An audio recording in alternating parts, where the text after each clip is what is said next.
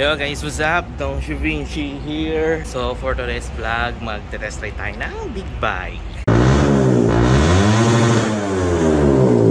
So yes guys, magte-test ride tayo ng big bike. Nandito tayo ngayon sa HSDC sa parking lot nila. May ride out kasi sila ngayon ng mga big bike. Napabilang tayo doon. Kaya ako, kunin ko na yung opportunity na to para makapag-test ride ng big bike nila. Yung gagamitin ko nga pala na big bike is yung CBR 650R, yung sports bike version ng CB650 na inline for 650cc. Napaaga yata ako kasi parang wala pang tao sa event area. Biyahe nga pala namin is papuntang Villa Escudero sa may Chaong, Quezon ba? Mamaya akit tayo doon and then balitaan ko kayo kung ano magiging resulta ng ating pag-test ride. So yun guys, tapos na tayo mag-briefing dito sa may Honda. Nag-meeting lang kami, nag-breakfast and then yun, quick briefing lang. And eto, pa-take off na kami. Pakita ko sa inyo yung mga bike na gagamitin natin ngayon. Ito yung mga bike. Salamat Honda Philippines. CB500X, CB500F, CBR500R, ADV 160, CB500X din, CB1000, Transalp, CB650R, 500F, 1000. Ayan, puro ano, Honda big bike. Yun sa atin, nandun. Ay, hello po. Hello po.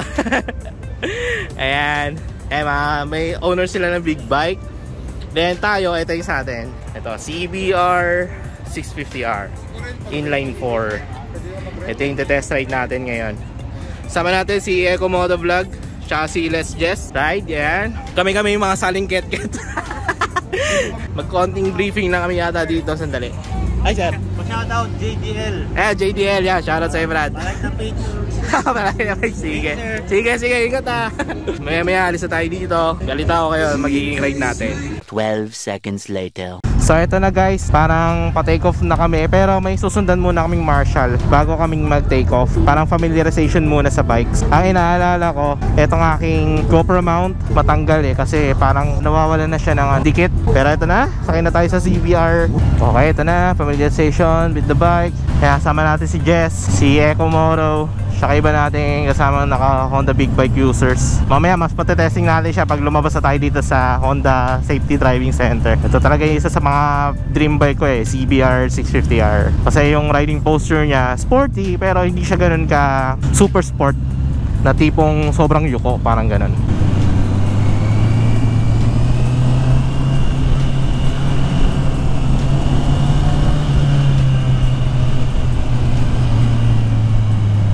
Eto na guys, nasa labas na kami. First time ko to.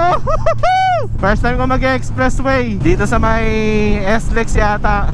Mati-testing natin tong bike for city riding. Tsaka ano, hindi naman totally long distance, pero at least kung kamusta yung riding capability ng bike na to. Many unbearable hours later. Guys, nakakainis. Dito na kami sa Turbina, nag-expressway na kami. Kaso itong GoPro ko, lang yan, nakisama. Kasi tingnan nyo, ino-on ko. Ayaw mag-on. No? Ayaw mag-on. GoPro baka naman. Full charge naman tong battery. Nakakainis talaga. Oh, wala. Kaya yung biyahe namin mula dun sa Honda, paglabas ng Honda, hanggang makapasok na expressway, hanggang makapunta dito, wala akong footage. Nakakainis. Pero mamaya bawi na lang tayo kapag nandun na tayo sa Villa Escudero, tapos pagpabalik na tayo ng Honda driving center. Kasi yun nga, nakakabad trip po. Tinan nyo, ayaw talaga mag-on, no? Ang mangyayari dyan, dapat tatanggalin ko yung battery para mag-on ulit siya. So yun, nag-record na. Pero anyway, ito, pupunta na kami ng Villa Escudero. Wala tayong footage nung pagpunta natin dito ng nasa expressway. Mula dito, hindi ko alam kung ilan kilometers pa ang babiyahin natin papuntang Villa Escudero. GoPro, baka naman! Lagi na lang! Ilang beses ko na na-experience sa inyo to na ayaw mag-record, ayaw mag-on, mapa-quick capture man lang, or kahit yung normal na pag-on, ayaw. GoPro! Kaya napapa-lean towards na talaga ako sa DJI lalo na yung bagong labas nila na Action 4. At least yun talaga, on par na sa GoPro in terms of quality. Compare dito na ilang beses na talaga ako ngayon ayaw mag-record, minsan walang audio. But yan pa man, and sapalaran muna tayo sa traffic. Pero sige, bigyan ko na rin kayo ng konting insights kung kamusta tong CBR 650R sa city city riding, ganyan. So given na sports bike to, pero di naman talaga siya yung totally na parang salubsub ka or tipong talagang super sport ang datingan mo, parang gano'n. May pagka-comfy pa rin naman siya even though na sports bike ang kanyang design, kasi medyo upright pa rin ang riding posture. Sa hatak, grabe, first to 6 gear lahat meron. May power na binibigay every time na nagto-throttle ako. Suspension nasa comfort side kahit na sports bike ito, kasi pag may mga naladaanan ako mga small potholes, wala lang. I mean, hindi ko masyado ramdam, baga napaka-comfortable pa rin. Ang ganda ng absorption ng suspension. Ang isa ko lang papansin, since kanina sa may expressway medyo matraffic, filter kami, madali lang mag-filter, pero ramdam ko yung init ng makina, especially kapag mabagal ang takbo. Pero tolerable naman, hindi naman siya yung totally na nakakapaso. 2 very boring minutes later. Eto na, naipagsapalara na kami sa traffic. Medyo kabisado ko na rin tong lugar na to. So far, it comes naman sa traffic, ano rin naman, kaya din naman siya filter. Pero syempre, ingat pa rin. Ginagawa kong underbone yung big bike. Ang traffic naman dito, grabe naman.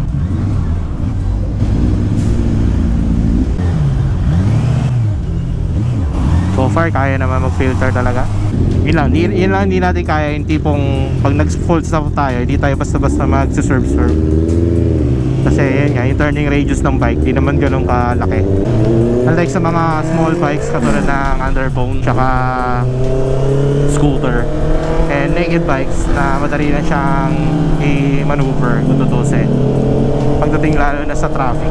Let's go! Let's free! Oh, pinapastop!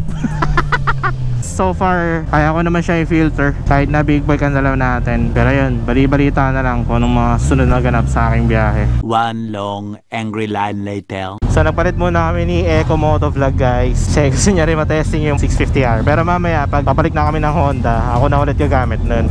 Ngayon gamit ko naman is 500R para kahit papano matesting din natin tong bike na to. And ito naman yung twin cylinder 500cc na Honda. Actually tatlo sila eh. Merong CB500F na naked bike, merong CB500X na adventure bike, and then merong CB500R na sports bike. Ito yung gamit natin, 500R sports bike. In terms of comfort, mas comfortable tong bike, mas upright yung riding posture niya compared dun sa CBR 650R na masasabi kong medyo mas aggressive kung i-compare natin itong dalawa. Sa power delivery naman, since twin cylinder to, nasa low to mid RPM ang power. Halos pareho lang din itsura nila eh, itong CBR 650R tsaka CBR 500R eh. Yung headlight, yung styling, halos lahat pareho. Kahit nga yung speedometer eh, halos pareho eh. Nagkaiba lang talaga sila sa makina. And so far, kahit na mabagal ang takbo namin, goods din naman yung riding posture. Di pa naman ganun siya nakakangawit. And medyo madali lang din siya isingit-singit kung tutusin, kasi mas magaan to.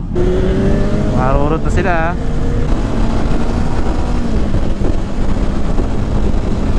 Sheesh! Napaka-linear ng power delivery. Ang smooth ng ano, downshift ah. Ganda ng sleeper clutch na ito ah.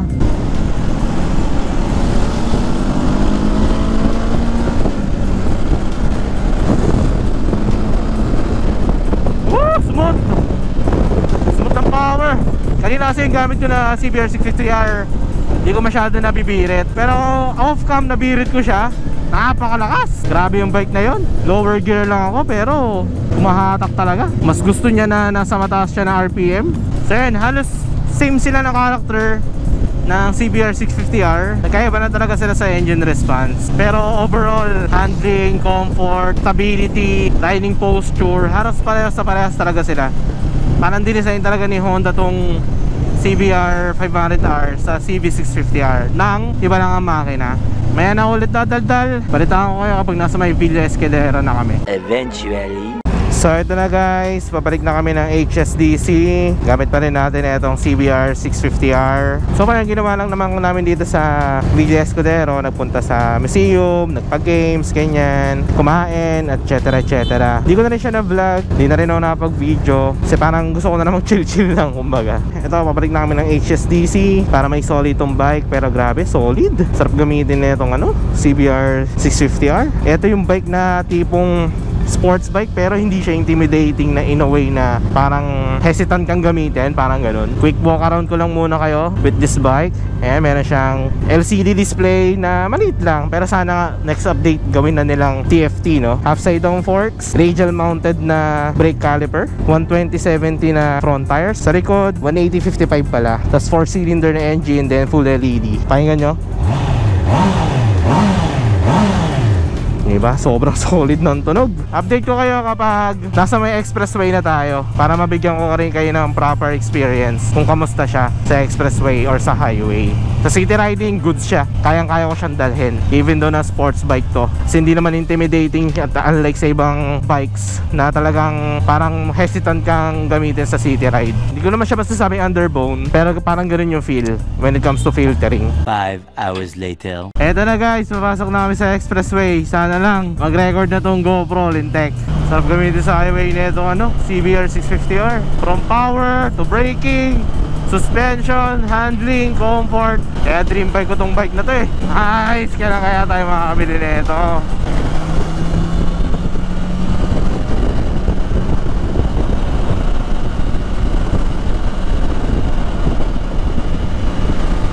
Next naman guys, at sunod natin ito test ride. Siguro yan, XADV naman. Kasi gusto ko ulit sumali sa mga big bike test ride nila. And yan yung gusto kong sunod na ma-test ride. Or kung hindi man XADV, yung CB500X adventure bike naman. Kasi ito yung nakikita ko yung mga kasawayan ko naka XADV or CB500X. Napaka-comfortable na ng tignan. Nakakainggit. Pero ito nasa comfort side din naman. Wag lang talaga yung sobrang matagal na talagang nakangangawit ka na, parang ganun. Sana nga makasama ulit tayo sa Honda Big Bike Test Ride kasi sobrang solid na experience ko dito. Umaga pa lang or umpisa pa lang ng event, may breakfast agad na sasalubong sa'yo. Ang maganda pa dito, sagot lahat ni Honda.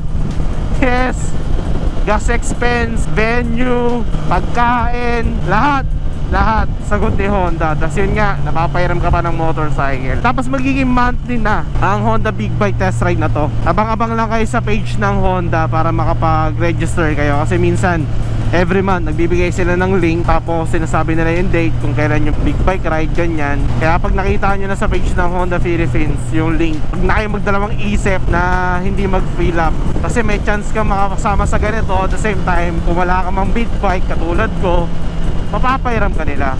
Pero syempre dapat may experience ka na rin sa paggamit ng big bike. Kasi kung wala ka pa experience, possible ka ma-deny. Hindi rin naman kasi talaga biro na mag-ride ng big bike. Kaya dapat may experience ka.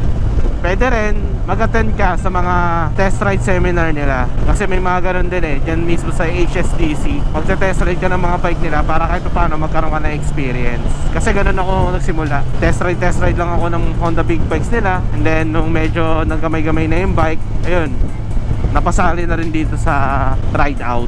Kaya sana sa susunod na ride makasama tayo. And eto na, may footage na ako na expressway. Di rin kami masyado nagmakamabilis, saktong pacing lang. Kasi delikado rin kung harurot at harurot kami.